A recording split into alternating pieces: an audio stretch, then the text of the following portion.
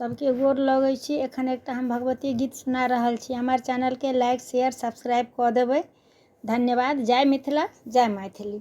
गलती माफ़ करब।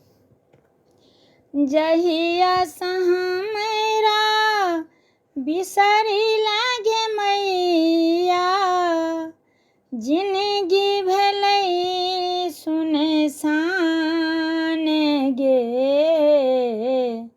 जोगे मैया ई की केलनि, हमरा बना देलनि आन गे। हे गे मैया गे, हमरा बना देलनि आन गे।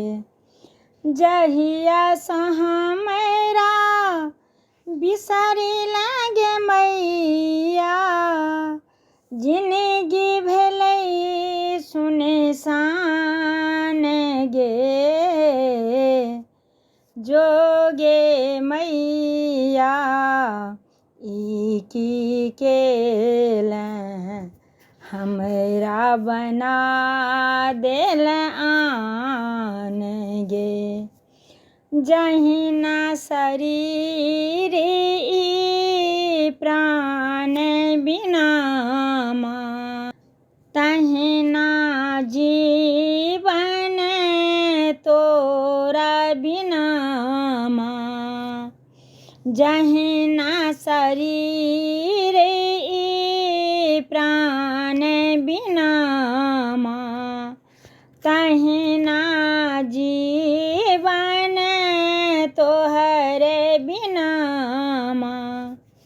जहिया सँ हमरा बिसरी लागे मैया, भेलहुँ झूरी झमान गे।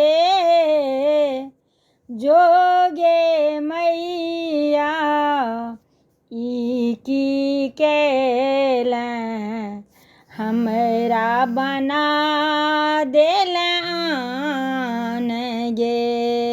बुझल तोरा छौ हमरी न दोसर, एक सहारा माँ और नहीं दोसर।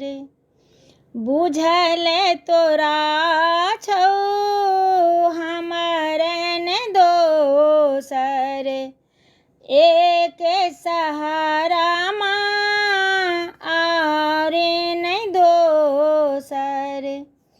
जहिया सँ तू आने लागे मैया,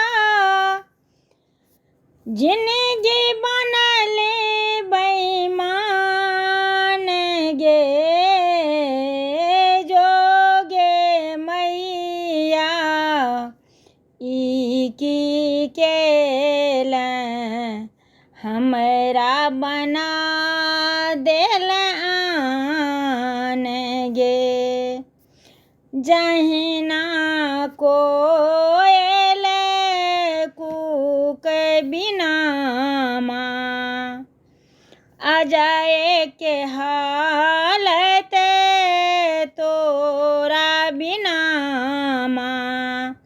जहिना कोयल कूक बिना माँ, माधवक हालत तोरा बिना माँ।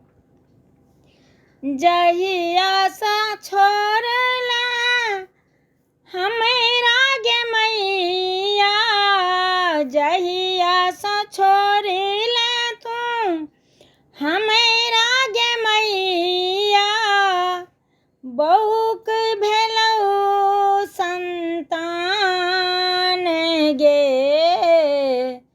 जोगे मैया ई की केलनि, हमरा बना देलनि आन गे। जहिया सँ हमरा बिसरी लागे मैया, जिनगी भेलै सुनसान गे, जोगे मैया ई की केलनि, हमरा बना देलनि